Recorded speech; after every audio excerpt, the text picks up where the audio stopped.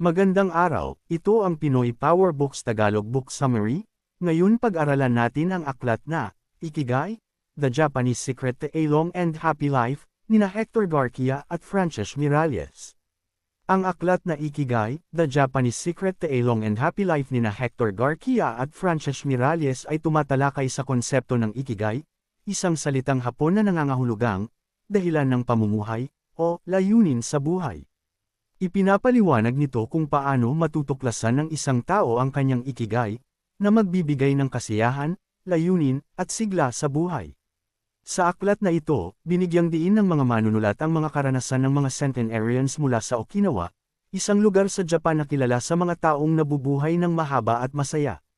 Ang buod na ito ay hinati sa 8 kabanata, na nagbibigay ng detalyadong paglalarawan ng bawat aspeto ng ikigai, at nagtatapos sa isang conclusion na nagpapalalim sa kabuoang kahulugan ng ikigai sa buhay ng tao. Kabanata 1, ang paghahanap ng ikigai. Ang ikigai ay maaaring isalin bilang ang dahilan ng iyong paggising sa umaga. Ayon sa mga manunulat, bawat tao ay may sariling ikigai, isang natatanging layunin na nagpapasigla sa kanya sa araw-araw. Hindi laging malinaw kung ano ang ikigai ng isang tao, ngunit ang proseso ng paghahanap nito ay isang mahalagang bahagi ng kanyang pag-unlad. Ang ikigai ay matatagpuan sa intersection ng 4 na mahalagang tanong. Ano ang gusto mo? Ano ang nagbibigay kasiyahan sa iyo? Ano ang iyong talento? Ano ang iyong mga kasanayan? Ano ang kailangan ng mundo mula sa iyo? Ano ang maaari mong iambag? Ano ang maaari mong pagkakitaan? Paano ka makakakuha ng kabuhayan mula rito? Ang mga tao na natuklasan ang kanilang ikigai ay mas nasisiyahan sa kanilang buhay, dahil mayroon silang malinaw na direksyon at layunin na sinusundan araw-araw. Kabanata 2, Lihim ng Mahabang Buhay ng Okinawa.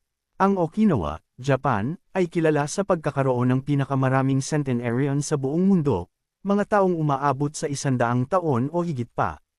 Ang mga may akda ay bumisita sa Okinawa upang tuklasin ang mga sekreto ng kanilang mahabang buhay, at isa sa mga pangunahing dahilan ay ang kanilang malalim na koneksyon sa ikigai.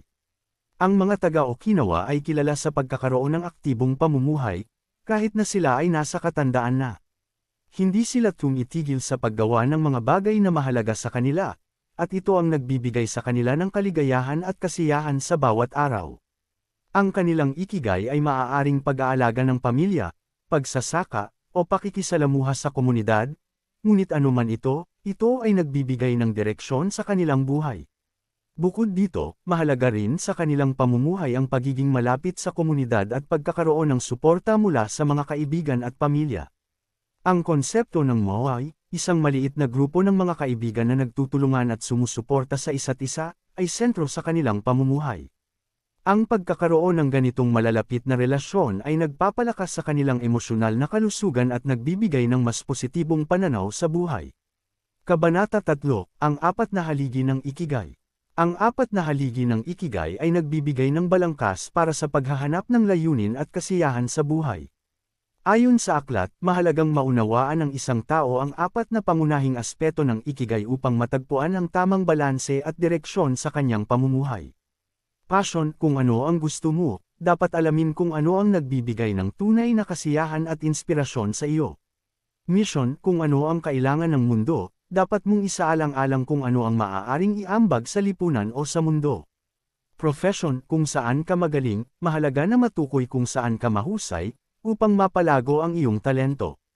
Vocation, kung ano ang maaari mong pagkakitaan, dapat pag-isipan kung paano ka makakakuha ng kabuhayan mula sa iyong mga interes at talento. Kapag natagpuan ng isang tao ang balanse ng 4 na elementong ito ang magbibigay daan sa pagtuklas ng kanyang ikigai, na magiging gabay sa kanyang araw-araw na pamumuhay. Kabanata 4, ang kahalagahan ng pisikal na aktibidad. Sa Okinawa, hindi itinuturing ng mga matatandang tao ang pisikal na gawain bilang trabaho o responsibilidad, kundi bilang isang bahagi ng kanilang buhay na nagbibigay saya. Hindi kailangan ng mga mamamayan ng Okinawa ang gym o matinding ehersisyo, sapat na ang mga simpleng gawain tulad ng pag-aalaga ng halaman, paglalakad, o pagkakaroon ng aktibong pamumuhay sa kanilang mga komunidad. Ayon sa mga manunulat, ang pagiging aktibo ay hindi lamang nakakatulong upang mapanatili ang kalusugan ng katawan, kundi pati na rin ang kalusugan ng isipan. Ang regular na pisikal na aktibidad ay nakakatulong upang maiwasan ang mga sakit, mapalakas ang immune system, at mapanatili ang kailanawan ng isip kahit sa pagtanda. Kabanata 5, ang Okinawan Diet, kumain ng mabuti para sa mahabang buhay.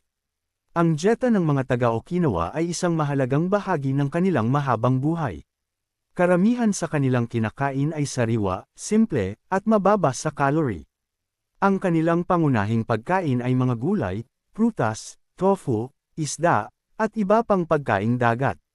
Bukod dito, mataas din ang kanilang pagkonsumo ng mga pagkaing puno ng antioxidants, na nakakatulong sa paglaban sa mga sakit at sa pagpapahaba ng buhay. Isa pang mahalagang prinsipyo ng kanilang pagkain ay ang tinatawag na hara-hachibu, isang kasabihan na nangangahulugang, kumain hanggang ikaw ay 80% busog. Ibig sabihin, hindi sila kumakain hanggang sa sila ay sobrang busog, kundi tumitigil bago pa man maramdaman ang kabusugan.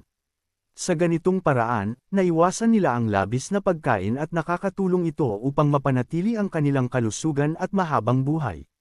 Kabanata 6, ang kapangyarihan ng komunidad at relasyon. Bukod sa dieta at pisikal na aktibidad, isa sa pinakamalaking dahilan ng kaligayahan at mahabang buhay ng mga tao sa Okinawa ay ang kanilang matibay na relasyon sa kanilang pamilya, kaibigan, at komunidad.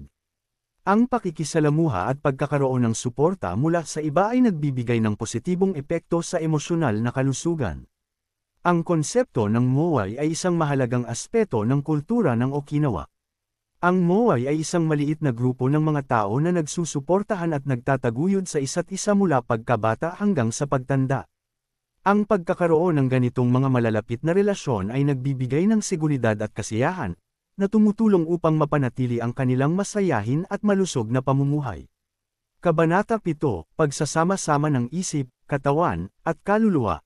Ang Ikigai ay hindi lamang tungkol sa pisikal na aspeto ng pamumuhay, ito rin ay tungkol sa pagkakaroon ng balanseng pag-iisip at kaluluwa.